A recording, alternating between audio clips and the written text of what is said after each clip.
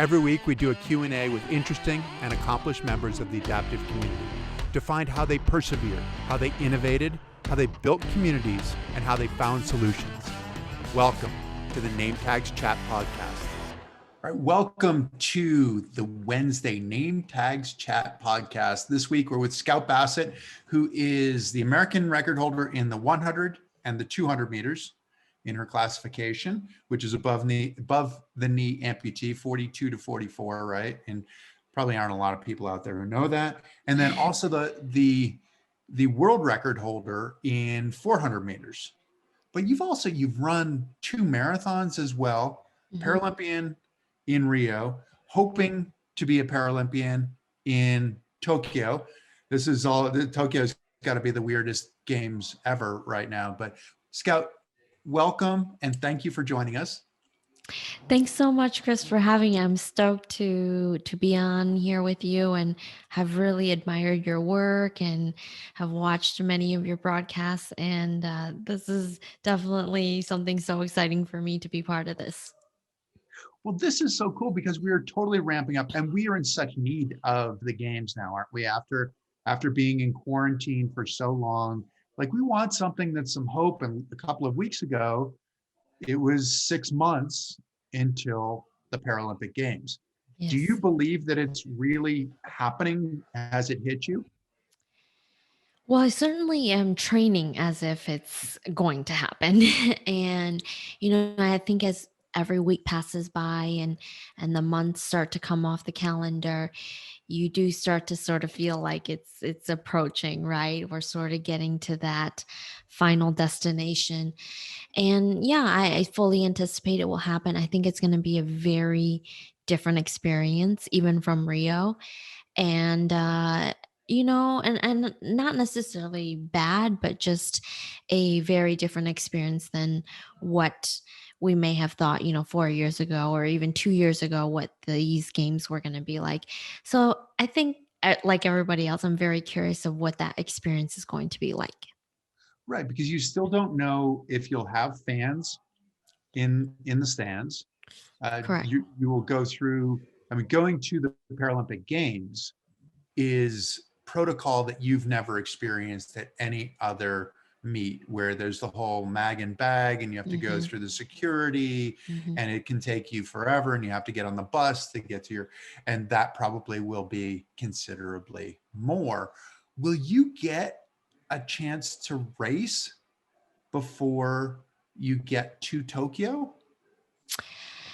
Well, luckily there seems to be some meets that are going to happen in California at the training center, but then also there's some other Paralympic regional meets like Desert Challenge and whatnot.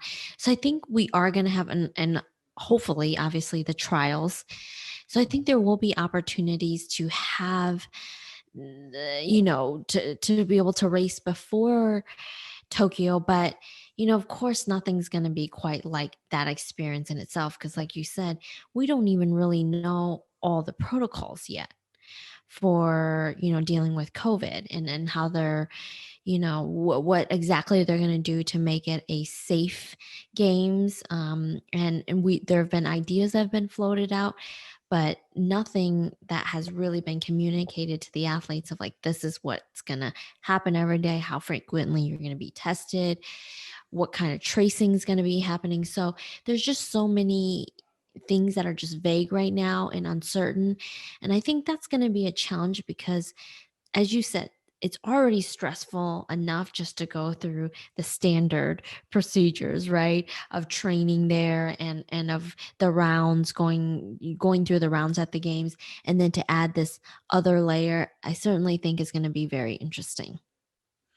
It's going to be really interesting. Now, mentally, how do you prepare for this? One, because you're preparing for the training and your coach said that you keep getting faster and faster.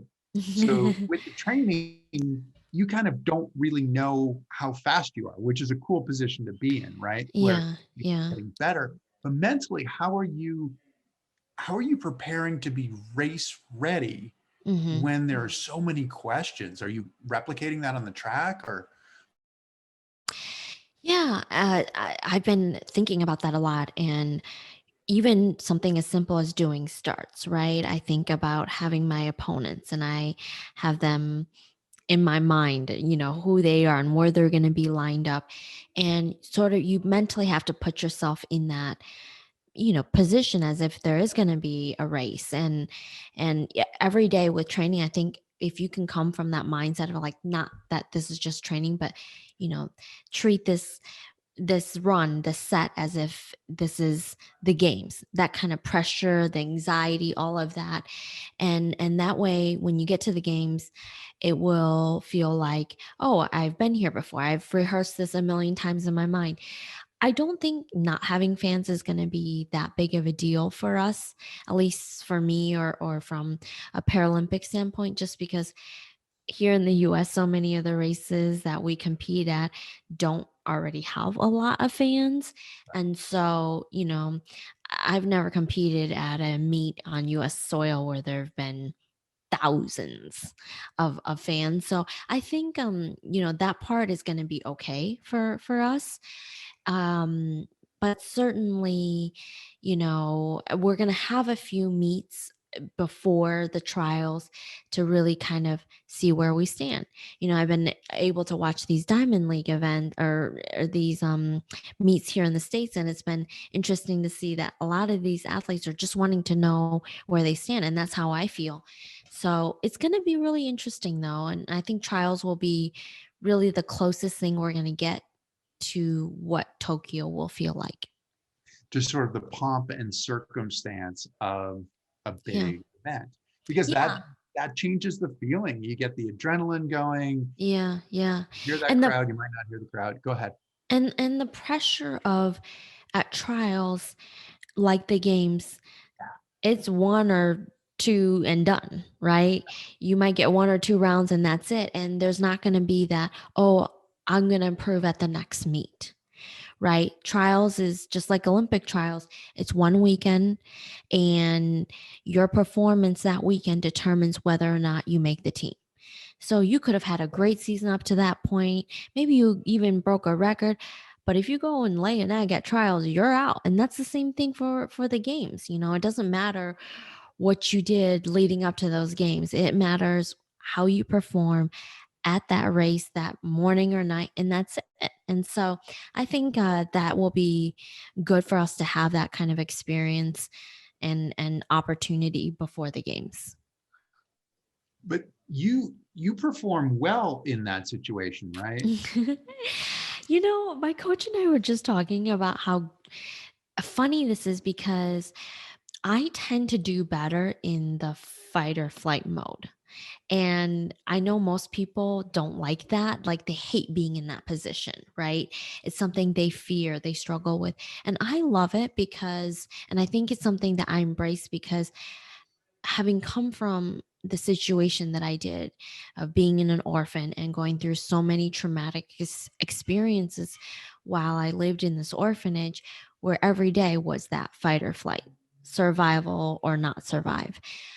That really has helped me in these situations where I embrace it, and it's really a technique that I have developed, and but because I've had to. And I never thought that fight or flight mode and skill set that I had lived 7 years with in the orphanage would really pay off in some ways or benefit me. But it really has in terms of sport, because a lot of sport is like that, right? You get one chance, one opportunity, and that's it. And you've got to make the most of it. And even at practice, I really embrace that. And I try to channel that sort of mode because it really does help me to improve and to get better. Can you tell us a little bit more about sort of how you lost your leg Mhm. and the circumstances after that, and then how you ended up coming to the US? I mean, this is a story.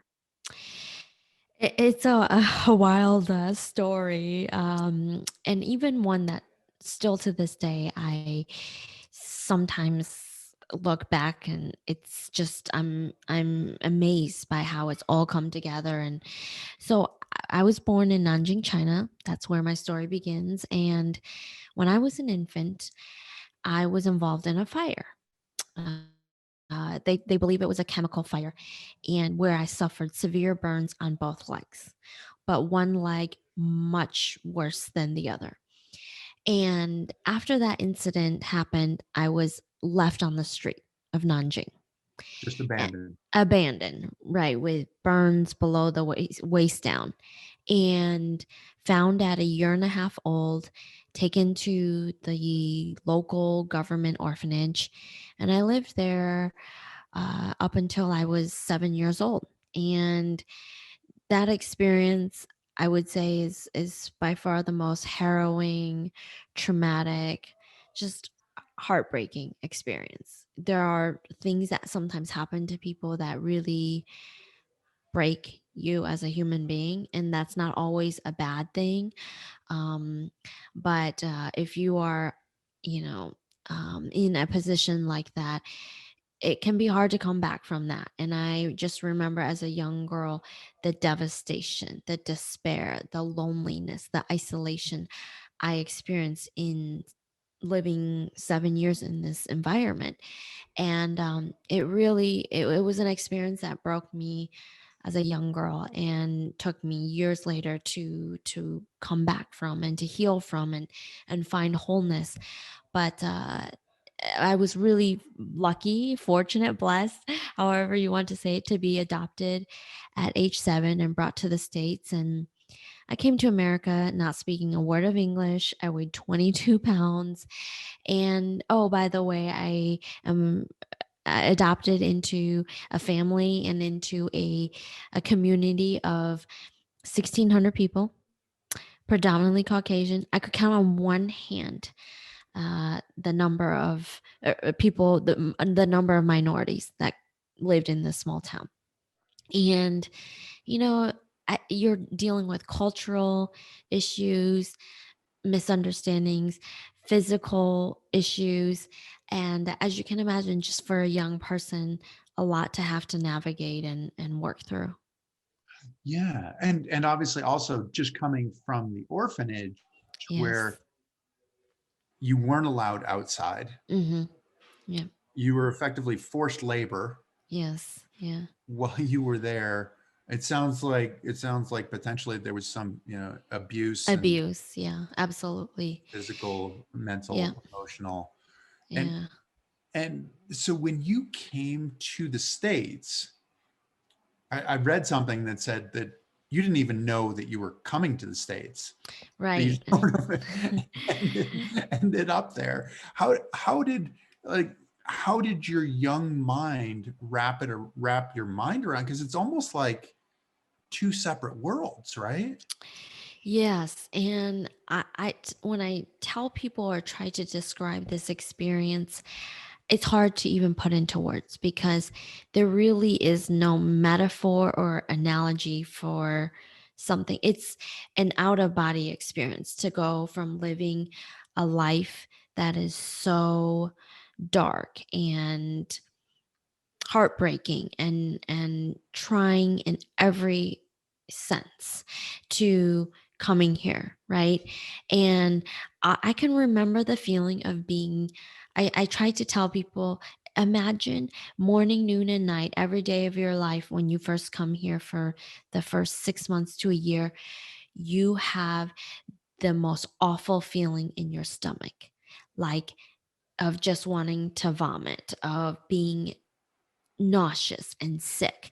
And some of it was physical, but some of it's just the anxiety, right? Of the situation of having to adapt to all these new things. And you're right. When I lived in that orphanage, I never left the premises of that place. We didn't have access to outside media, books, television, music, radio, nothing. And so I grew up in that situation thinking this was normal. Like this was like everybody's life. All you'd ever known, right? It was all I had ever known. And then when you're stripped out of that, and you are going to a place, I'm getting on a train, a plane, food, seeing things that I don't even know how to conceptualize because I have never seen them.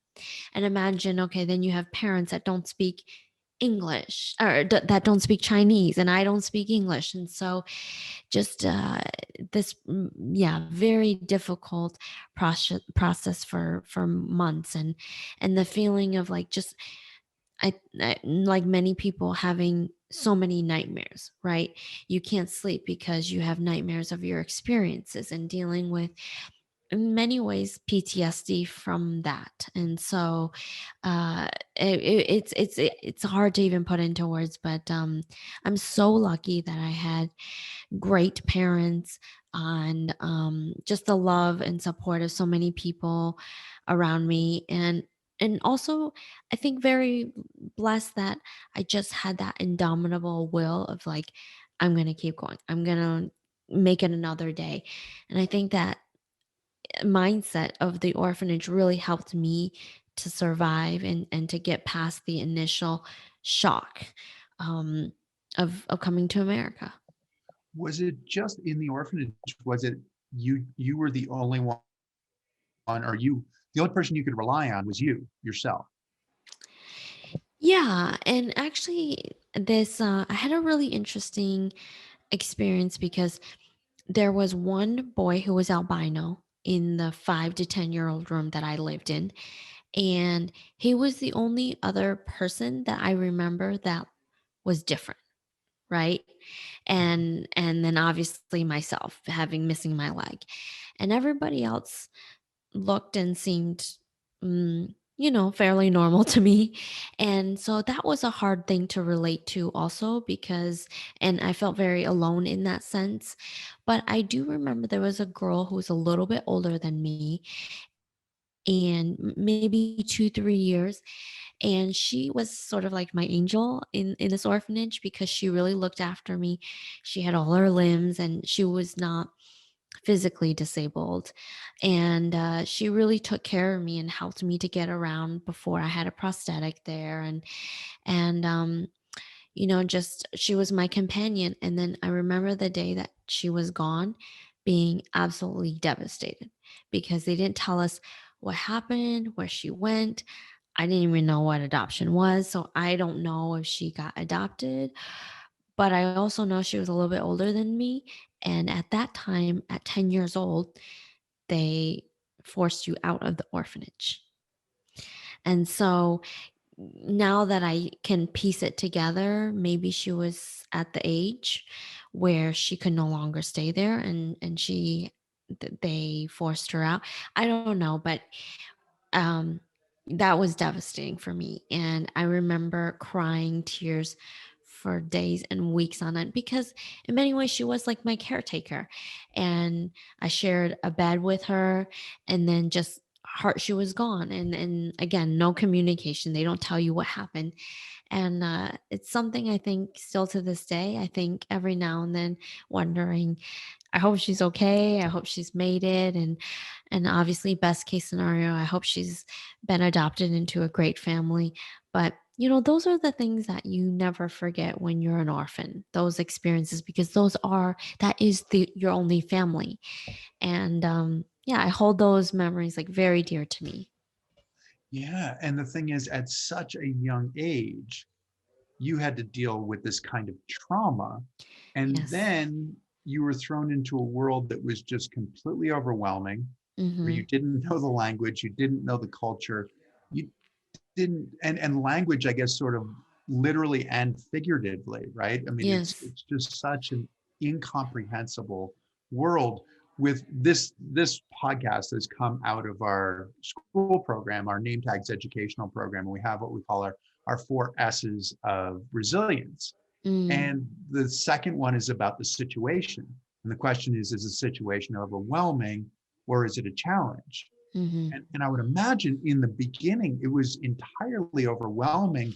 Yes. Were you able to navigate and create a challenge in it to make it a challenge? I think initially, maybe not so much so because you're just trying to survive, right? It's like sensory overload to the max, and you're just trying to make it from morning, afternoon to night, right? And initially it was just about survival. And then the more settled I got, the more I realized how different I was, and sort of these experiences of being marginalized and excluded, and things relating to my disability were very apparent to me. And that's, I think, when the challenge aspect started, because I realized very quickly with just the treatment in sports or at school that I received, that I was going to walk a very challenging path in life, and this was not going to be easy. And that's kind of when I started to shift from survival mode to like, okay, this is a great challenge. How am I going to rise above this? How? And it was a little bit of having, a chip on the block of wanting to prove to my classmates and teachers and coaches that I was capable, that I did belong, that I had something valuable to offer. And even though they did not see that, and so that's really why I focused a lot on like just being the best and continuing to improve and practice. Practice would be done and I'd still be there, or I'd go home and I'd practice kicking a soccer ball or practice shooting, and whatever the sport or thing was. School, it was a little bit more difficult to do that because I'm still learning the language. And so initially, obviously, I'm not a great student. And, but as I got to be a better student, that was the challenge of the spelling bee, right? I was like, how cool would it be if somebody who doesn't speak English is it, an immigrant who came here could win the school spelling bee? And, and also I just knew that it would make the other kids just so mad, right? Like, how does this girl, where English is her second language and she beats all of us? And so, yeah, I just Different alphabet and everything. I mean, not exactly even. not even using the alphabet, right? And so those are just kind of then it became, yes, you're right. Like, and just, I think that's part of how my competitive nature was born too, was like, if I don't show that I belong, that I'm good enough, that I have a talent, a skill, I'm not going to continue to progress. I'm not going to get opportunities. And so, and really just wanting to fit in, right? Like, if I'm not, and maybe a little bit of that is just my Asian background of like wanting to be, the best, and to be, you know, A minus is not good enough. It's A plus only. And so just that drive, I think was something that really suited me well. Wow. So, what was the responsibility like for you? Because I mean, that's a lot of responsibility, right? I mean, like, I Yeah. have to be the best. I have to keep working. I have to be the best in order to be considered equal, Yeah. or in order to Yeah. be a peer. Yeah. Was that a lot of responsibility for you?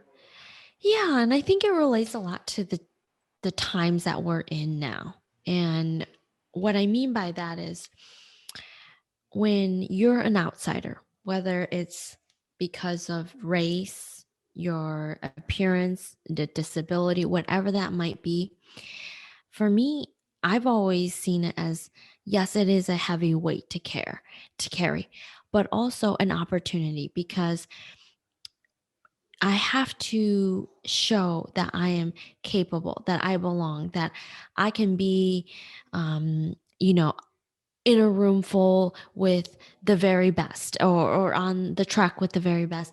And it's almost like, if I don't step up and I'm not at that level, the thing is that I'm not going to get those opportunities to push boundaries, to break down barriers, because a woman, a minority, being having a disability, there's so many boxes that I check, right? But the issue with that is that, somebody that isn't like me may get many opportunities.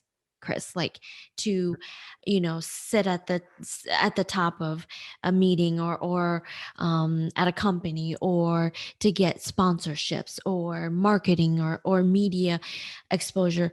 But somebody like me is not going to get as many of those opportunities traditionally. So when I do, I have to make the most of it. And I have to set myself up to be prepared for that, so that when I get an opportunity, it's not, oh, Scout, the Asian, the girl with the disability, she wasn't very impressive. And I carry that heavy because I don't want somebody to think that of me and then not give somebody else an opportunity, right? So you're And so, representing yourself and you're representing other people.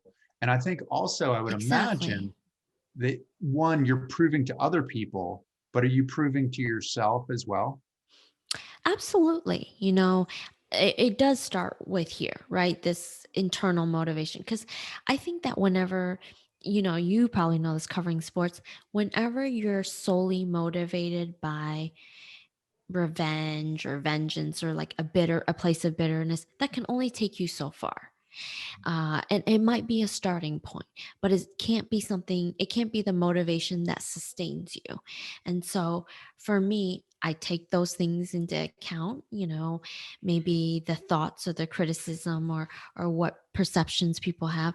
But really, the motivation is, how can I continue to make myself better? How can I prove to myself that despite all these things that the world might look as hurdles or difficulties, that they're the very things that can take me to places I could have only dreamed of.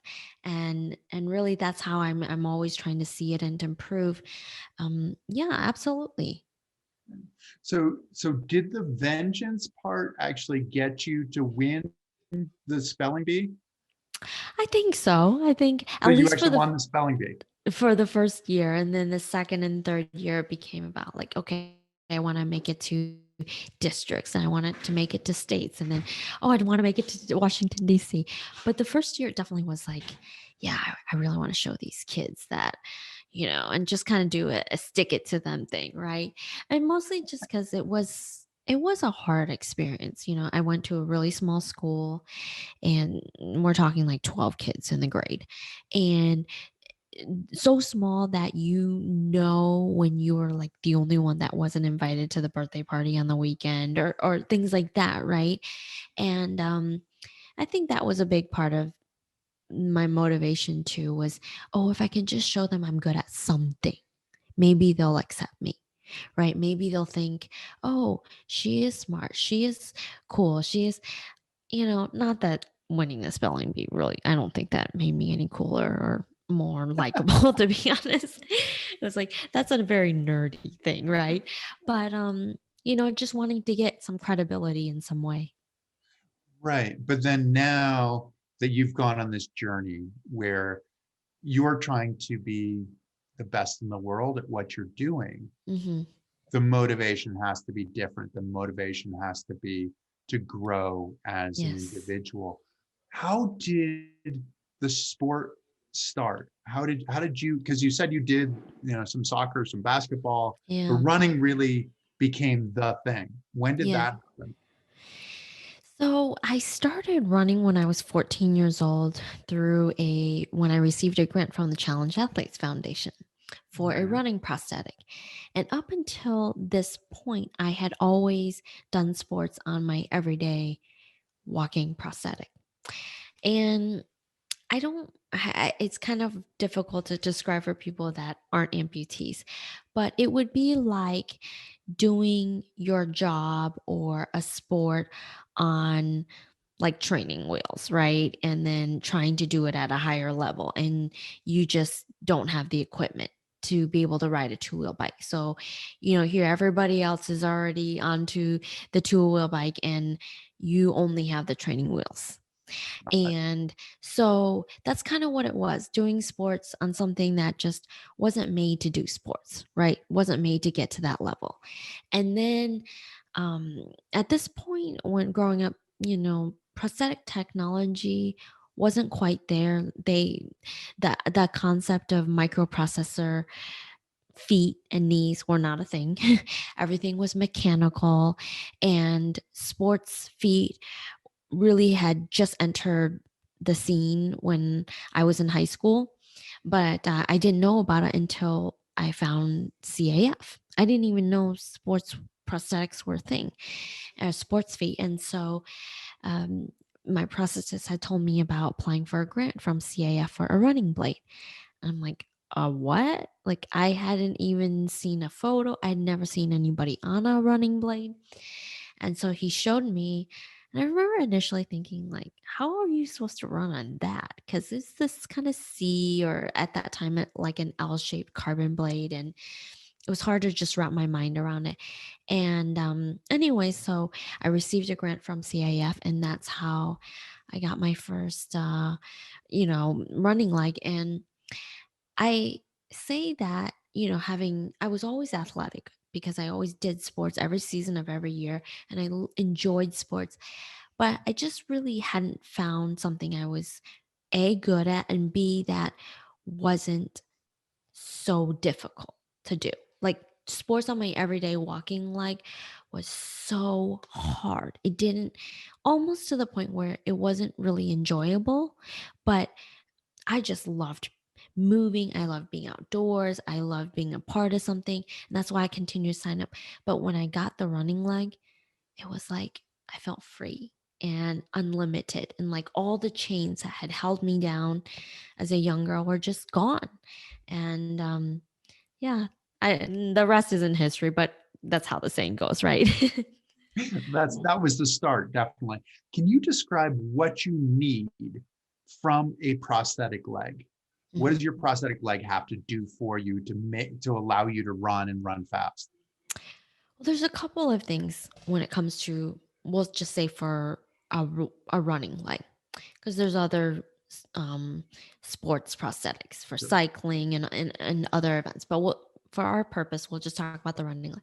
So you need the socket, which is the upper part of the leg, and that holds your residual limb. Now, without a good fitting socket, something that's comfortable, that's durable, that you can withstand the pounding on your residual limb, you don't have a leg. And so that's really is the most important part, is to have a really good fitting socket. And then it's the lower part is the technology, right? So that's a knee, maybe you run with a knee or a blade, and all of that has to be dialed in and work in unison with the socket. So you could have a great fitting socket, but maybe you're not on the right blade or using the right knee. And it's like you have a Ferrari, but you can't drive it.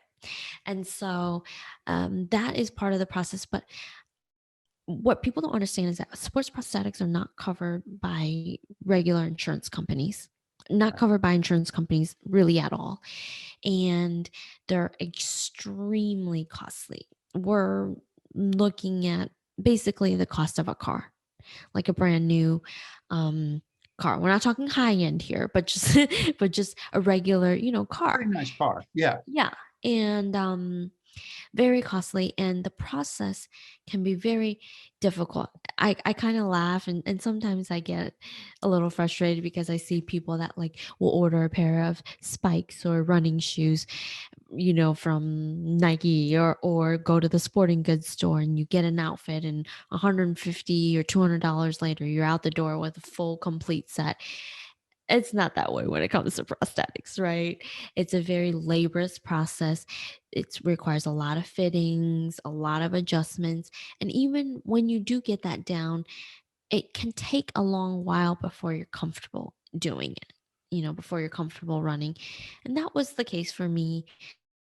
I hated it at first. It was hard because my limb was not just used to that pounding on the ground. And you go through, muscles that have never worked before or fired to run are suddenly being utilized. And it's like this, I'm sore all the time, every day, and then your body adjusts. And I think that's like the beauty of doing a Paralympic sport, or being active with a disability, is that it really is amazing to see how your human body adjusts and what it's capable of doing. If you're willing to go through that initial pain. Yes. Yes. Because, yeah, I mean, you're talking about like the socket where you have your stump, Yeah. where you lost your leg, and that has to fit as seamlessly as possible, right? This socket Yeah. that then you can Yeah. attach the running leg. Do you use a knee or do you not use a knee? This is a great question because I'm here in Orlando seeing my prosthetist, and he gets comments all the time from engineers that make the prosthetics or manufacturers, right? To other athletes, Scout should run with the knee. Scout should run with the knee. Everybody else runs with the knee. Why doesn't she run with the knee? And I get it all the time, like, oh, you'd be so much better. And the thing is what you have to take into account is that even within Paralympics and within the same disability, no two people are necessarily similar. No two amputations are exactly alike. For me, I'm an above the knee amputee, but I also have to deal with nerve issues. I have to deal with scar tissue issues. I have to deal with skin graft issues because I was burned. And so that presents its own challenges than just having a clean cut amputation, right? And so, but also I'm quite petite. I'm only 4'9", and so quite short, especially for a sprinter. And because of that, I don't have a lot of room underneath my residual limb for both a knee and a blade. But I will tell you, Chris, 2019, 2020, we did try a knee and a blade, a running knee and a blade. And we gave it a good shot. And just with the weight issue being so small, the knee adds a significant amount of weight for somebody of my size. And Because you're 86 pounds. Did I read that correctly? Are you you, still 86 pounds? you're not supposed to ever ask a woman that. It's on your bio, though. The Team USA is Oh broadcasting around the gosh. world. Yes, that is true. Around there. I suppose it depends. Around there. I suppose it depends on what kind of day it's been, right? Um, but yes, I am well under 100 pounds. And so, the weight issue of the prosthetic is huge. Where on somebody, Desmond Jackson, for instance, my teammate, that also goes the same process as, that extra 2, 3, 4 pounds on his leg with the knee and the adapters is nothing for him because he's much taller, he's got more size over. And so that's so no, I don't run with the knee. You probably have seen it on video, but it's basically circumducting.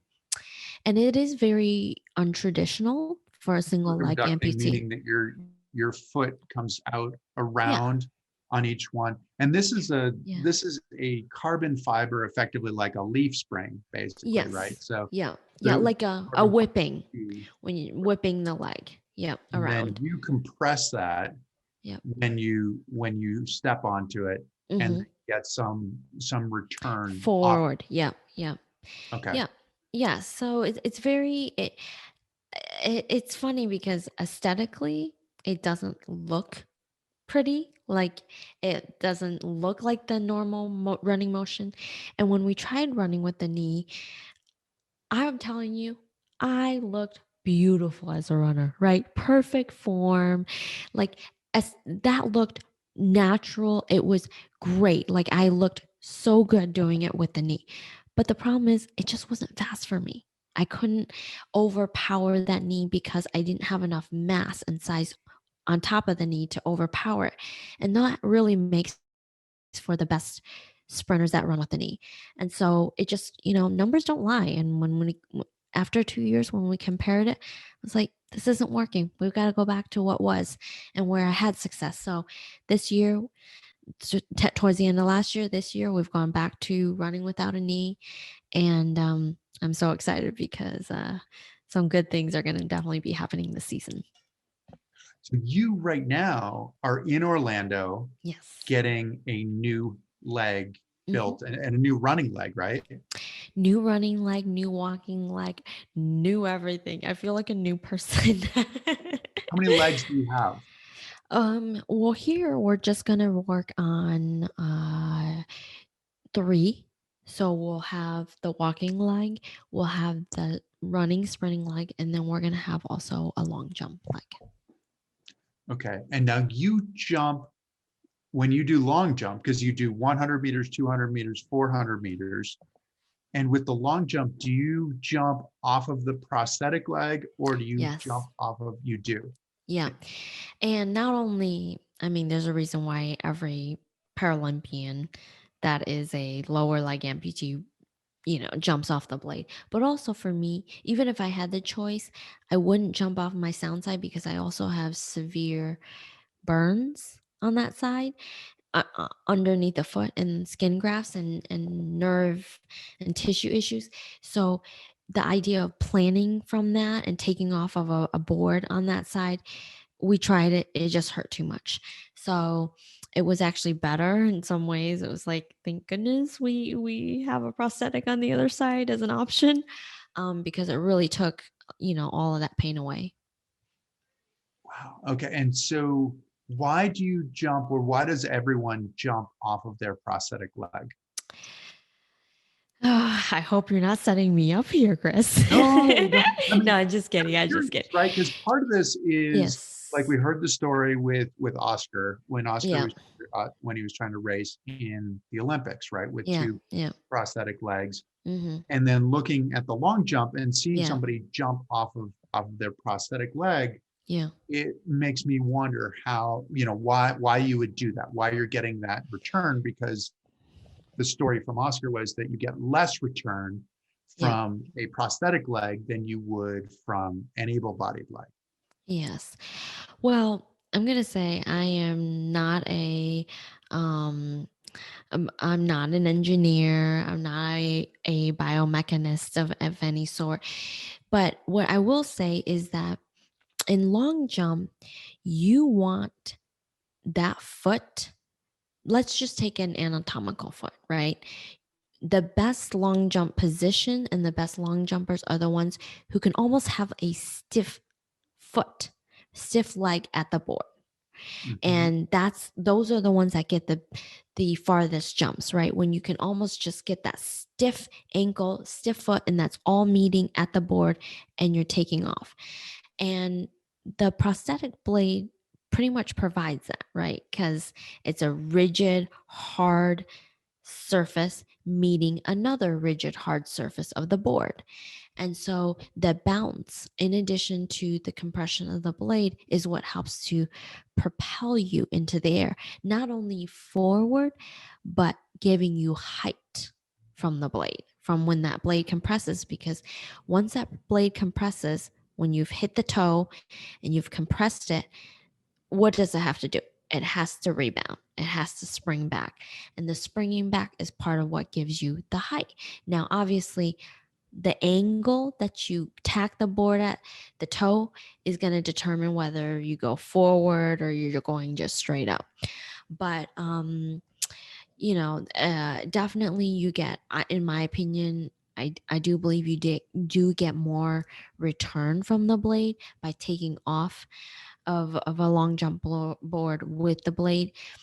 I don't think it's that same effect on the track, because the track is a synthetic, softer surface as opposed to a board. But also, as you know, it can vary depending on, are you a single leg amputee? Are you a double leg amputee? So there's a lot of factors that go into that conversation. There are definitely a lot of factors that go into answering that. And I had asked Ezra Freck about that as Yes. well, who's a Yes. high jumper and a Yep. long jumper. And high jumping, he jumps off of his Sound sound side. Yes. to Yeah. go higher. Mm-hmm.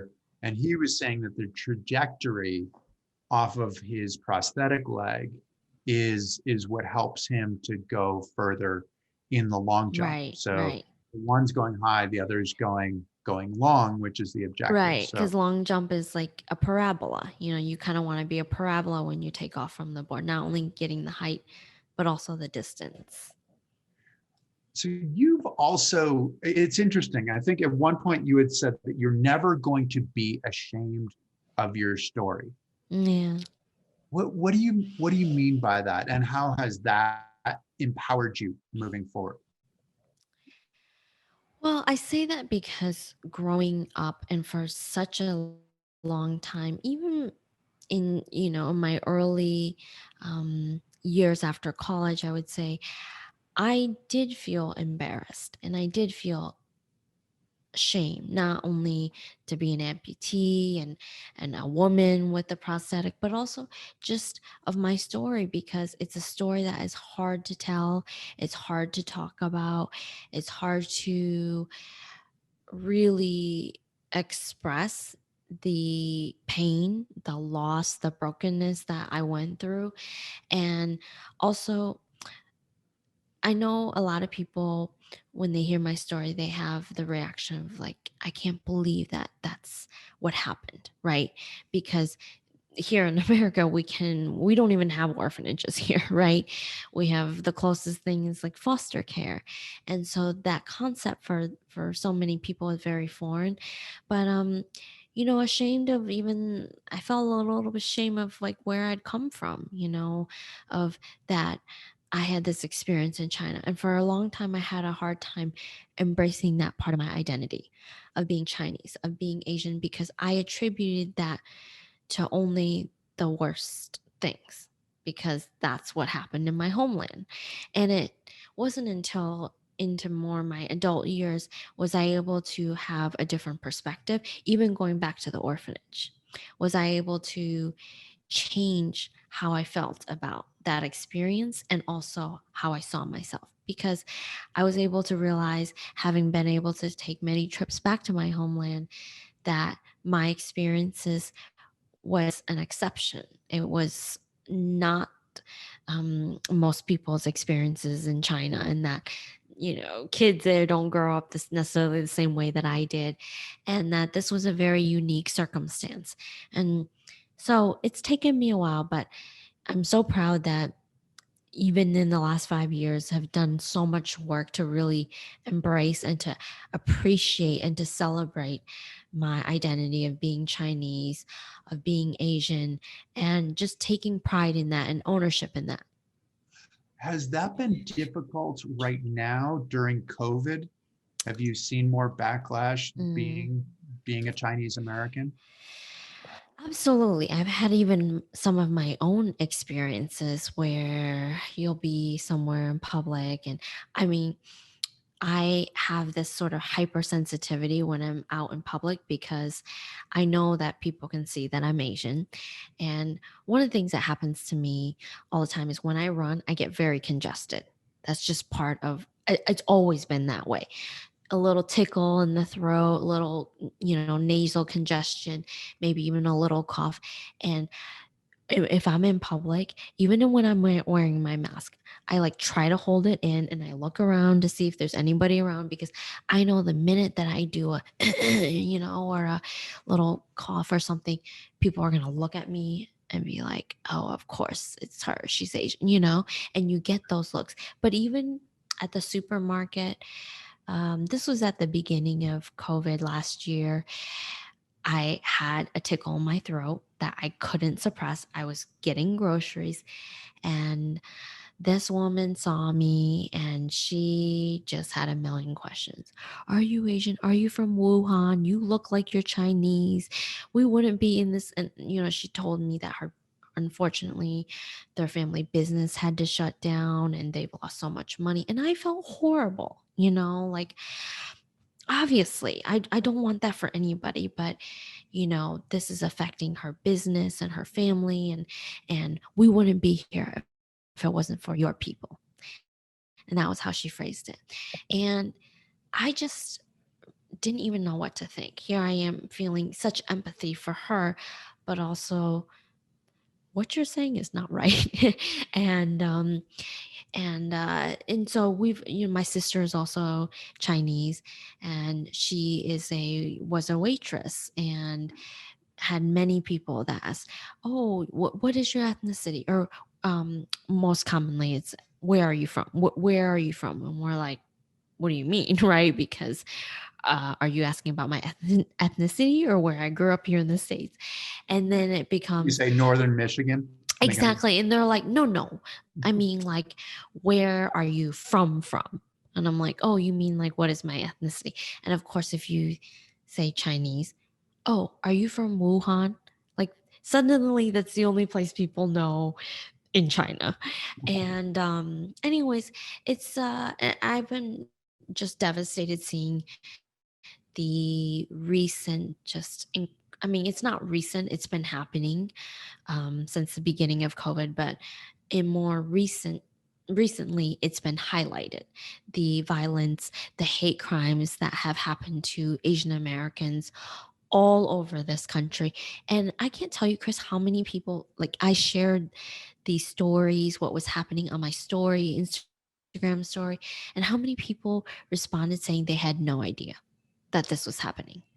really? And unless you follow Asian American news, which I do, you probably wouldn't know, because this wasn't on, mainstream media networks. They weren't talking about it like they talk about other groups that have been targeted or racially profiled or whatnot. And that to me also showed that we have a bit of an issue here in this country too, because these things are happening to Asian Americans and no one was really talking about it. And luckily, news outlets and media, more mainstream ones, are covering it. But yeah, it's been devastating and just just horrible, and hard. And I'm trying to do as much as I can to use my platform to speak out about it, because certainly is not right. You seem so happy and so strong. I mean, granted, given your story, right? I mean, we've Hmm. we've seen this was this was a difficult story at the beginning, Yeah. a difficult story in the orphanage, Hmm. getting getting acquainted within the U.S. Hmm. But are you as strong and as happy as Ian? Is this a battle for you, or is it something that comes naturally? Yes and no, to answer your question. I am generally a very positive, happy, optimistic person. That really is sort of my natural MO, so to speak. But that's not to say that I haven't gone through some really dark seasons or times in my life, because I have, even well into my adult years.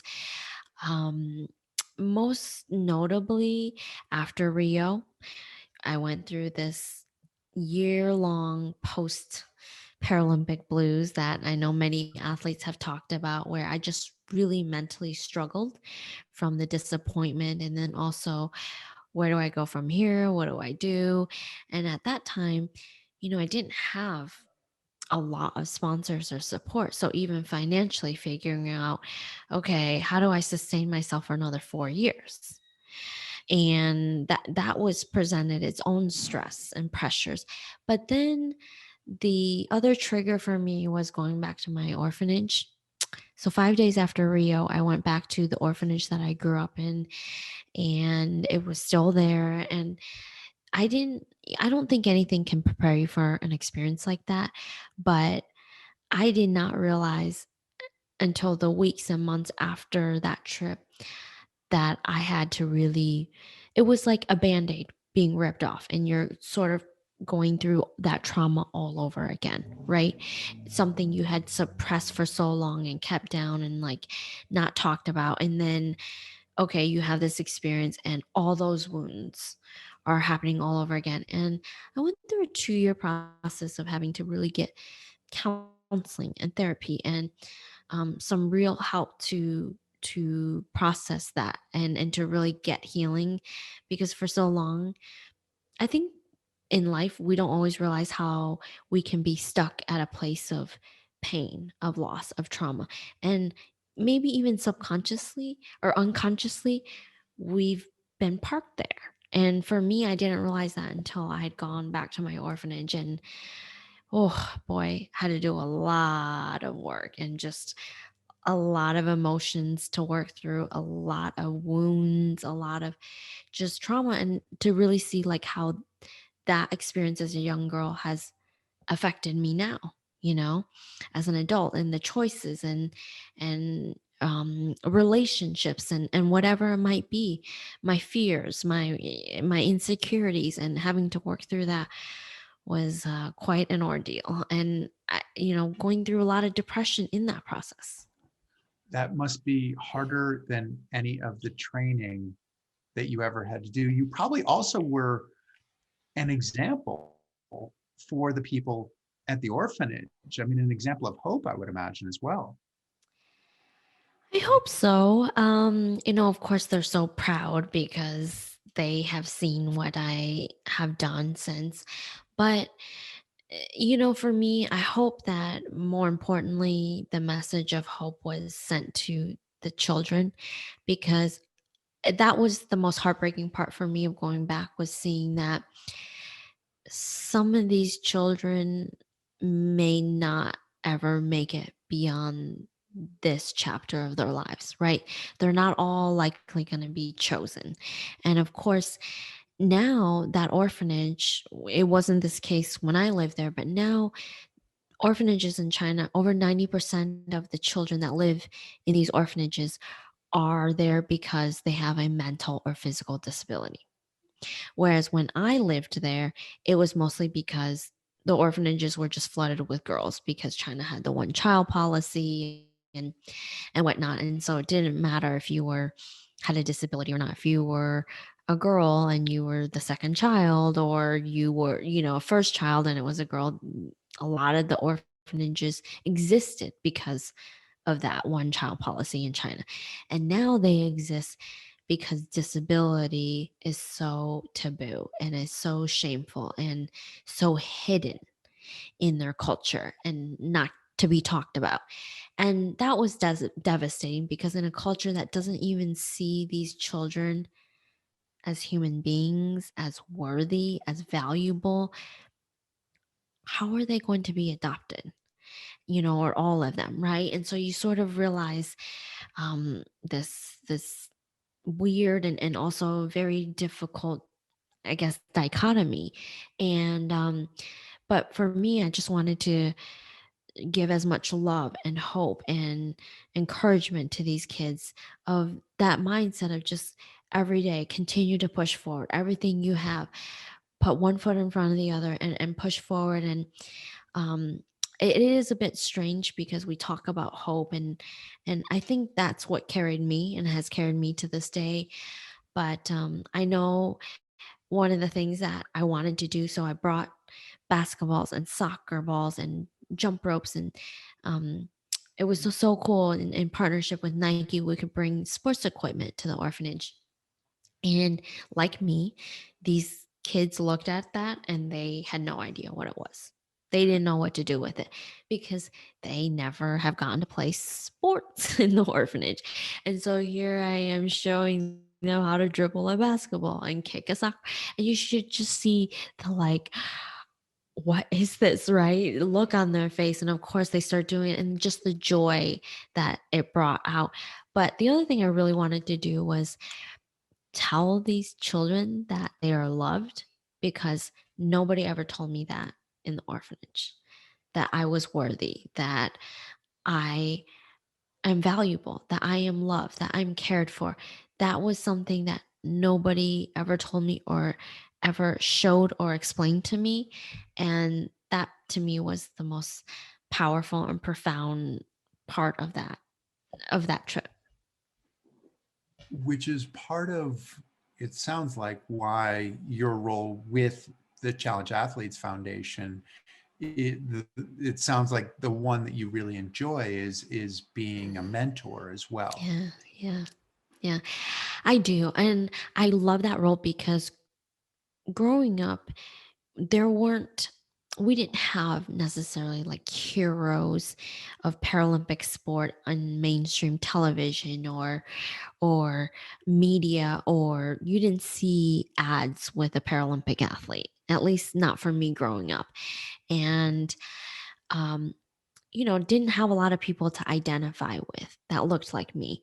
And part of why I do what I do now is I want to show, in particular, these young girls that anything you've ever dreamed of, you can achieve, no matter where you come from or what you look like or what your story is.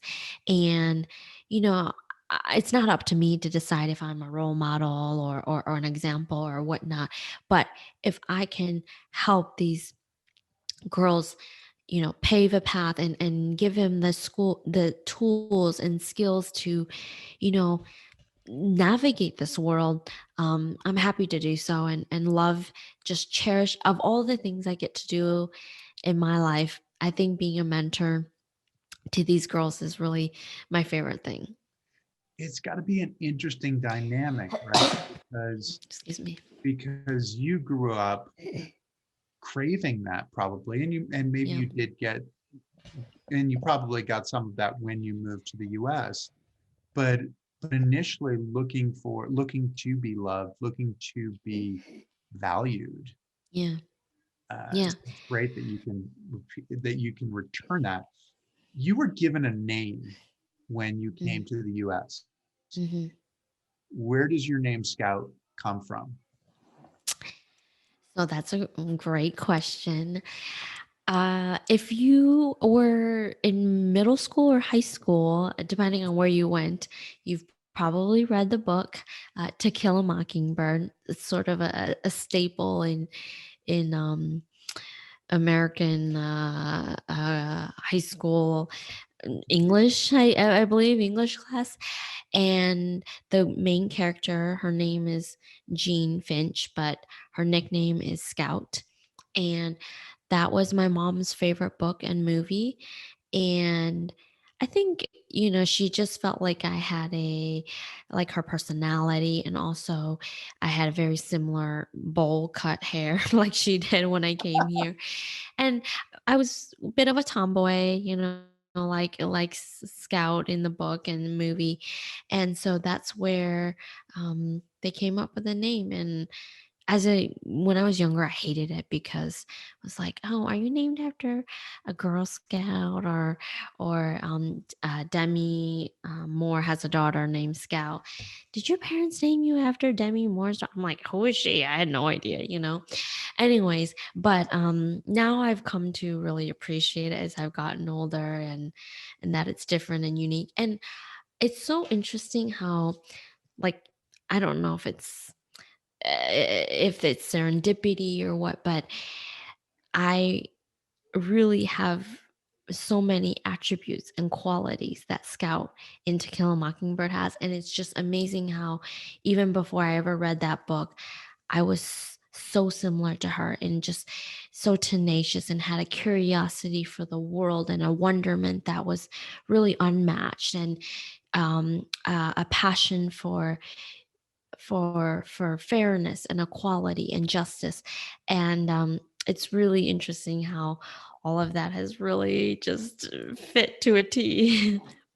That is an interesting one, isn't it? Did you grow into the name? Was the name a mark of who you were at the time? And Right, right. I don't know. I feel like I've always been that way, and maybe, you know, but probably some elements have, I've grown into, but I think a lot of those were just sort of innately born, and maybe part developed because of the orphanage and growing up here in the States, the things that I had to do to kind of, make it. And so that's probably where it started. that's interesting. It's great. I mean, what an amazing character. When you said that you'd never be ashamed of your story, you did something that fully demonstrated that to me. When you did ESPN the Yeah. magazine's body issue, Mhm. there was nowhere to hide. I mean, can you describe Yeah. what exactly the body issue is, Hmm. and I guess what it felt like for you to be in that position? Well, for those that don't know, ESPN annually comes out with what they call the body issue, and it celebrates many of the top athletes in the world in all their full glory without clothing. And it really is to celebrate and honor the physical attributes that these athletes have to be an athlete, right? The strength, the the the beauty, the definition, um to be an athlete. And so when I first got that offer, when they first approached us, I was like, oh, hell no. It was just like that too. Not interested. No, thank you. And then my agent actually, called me and she said, I just want you to think more about this. I know you like, I think I replied like within 30 seconds of her email, right? And One word reply. Yeah. yeah, no, hell no. And so she's called me. She said, I just want you to take some more time to think about this.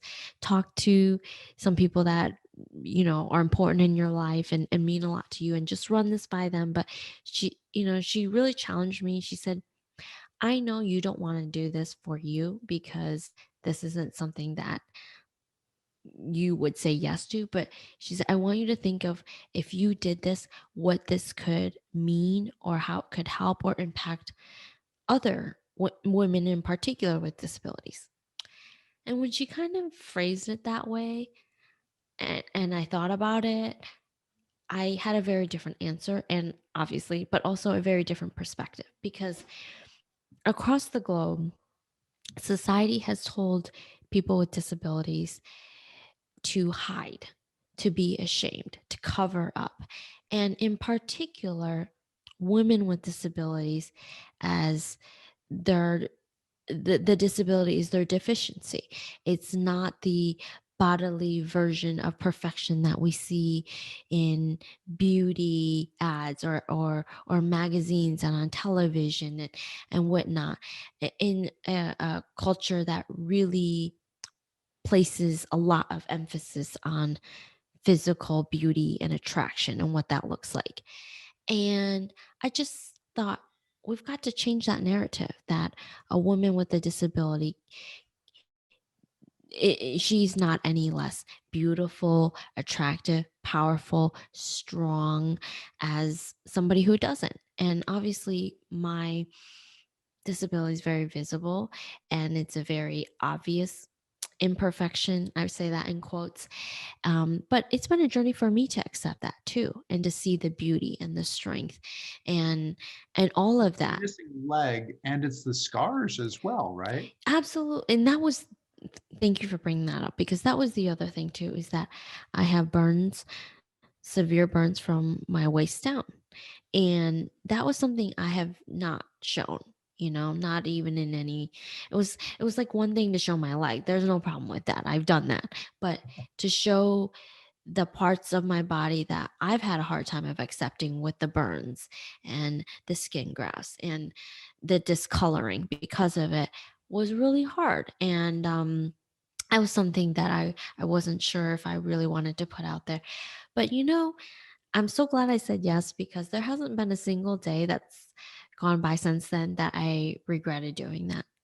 It was so tastefully done. The photographer, I had gotten to talk to him before, and he really asked, what do you want to convey in these photos? If you could tell your story, what do you want these photos to capture? And I said, I want them to show strength, such strength, but also beauty, and that there's no shame. And I'm really happy with how it turned out. I feel like it really conveyed all the things that were important to me. Was it a liberating experience when, because you were out in the desert, Yeah, and yeah. it's like I mean, I can't. So it's like, all right, Scout. So cameras going. We've got the lights. We've got all the people. Take your clothes off. Yeah. What's going through your mind there? Well, I can tell you that the first bit I felt very self-conscious, right? Because it's like such a weird thing, especially if, I'm not somebody that just, even for the thirst trap game of Instagram, I don't do a lot of those kind of content. And for me to like, just do that was so, yeah, that was a really big hurdle. But the one of the things that really helped me was that everybody on the set and crew that worked on that shoot had done many issues of and shoots of the body issue. So Mhm. nobody was like, "Oh my gosh, she really is naked." Like nobody was like, this was the first time and they were like, "Oh, it's really happening." It was like, "Oh, we've done Except this you, before." I would imagine. Except for Yeah. me, Oh my exactly. God, I'm doing that.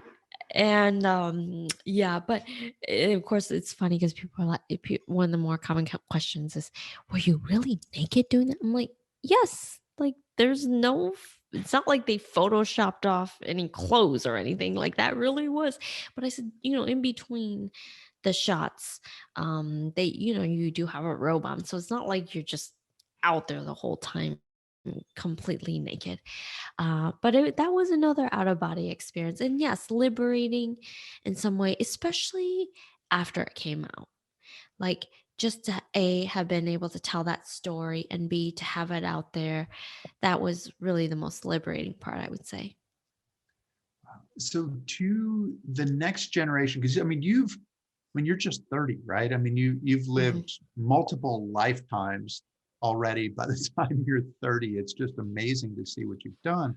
What would be the message that you give, or that you would give, but you probably already do give, to those following in your footsteps? Well, I'm a couple years older than 30, but I really appreciate you saying that because that makes me feel so wonderful. Well, I already told your I weight, think so I had to do what I I could, know. Should we just provide credit card numbers, social security at this point? Um, the message that I would send is that whatever you do in life, whatever passion, whatever path you pursue, do it with all your heart and all your courage and all your strength because you know, you don't have to be a Paralympic athlete, you don't have to be on TV, but whatever you are doing, whether it's in your community, whether it's with your family or your home life, do it with all your heart, all your courage, and all your strength.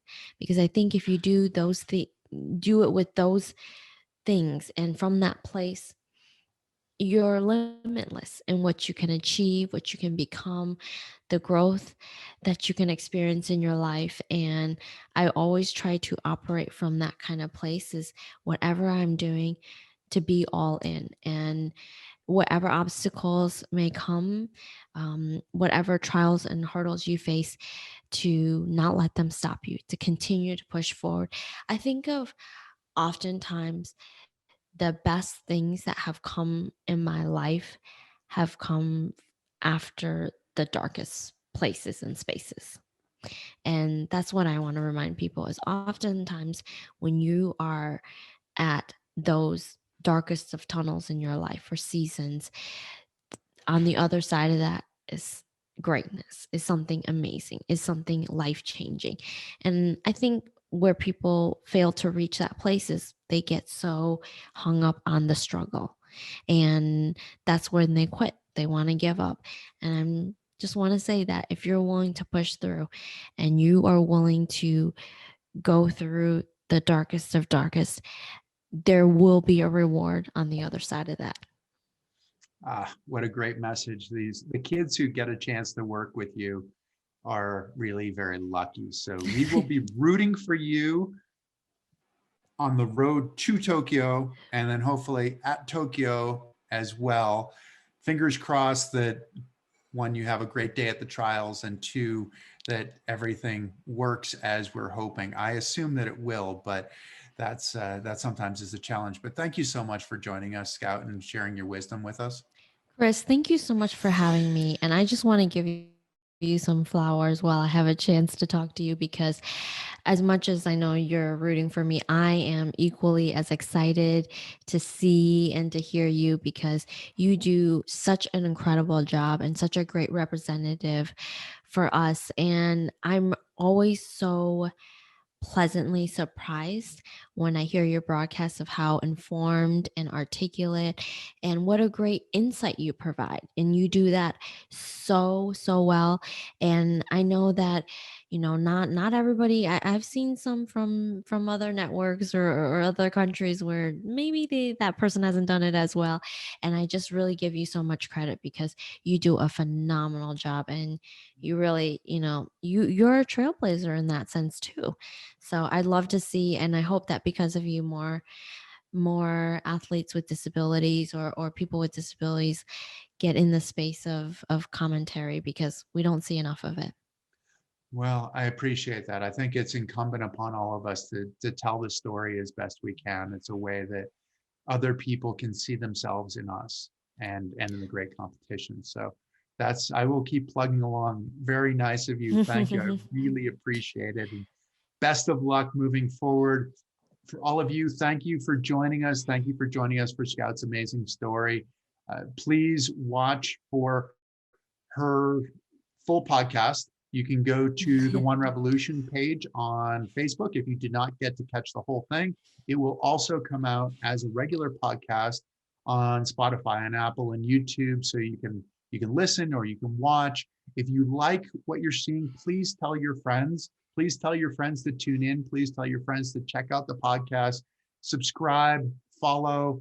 That would really help us as we move forward. As Scout said, we are building a movement here, and we want a whole lot of people to follow and to be a part of it. And it really is a movement of a lot of people, but a movement of one as well. So that's the hope for us. So thank you so much. And thank you, Scout, and train hard. And we'll look forward to seeing you on TV.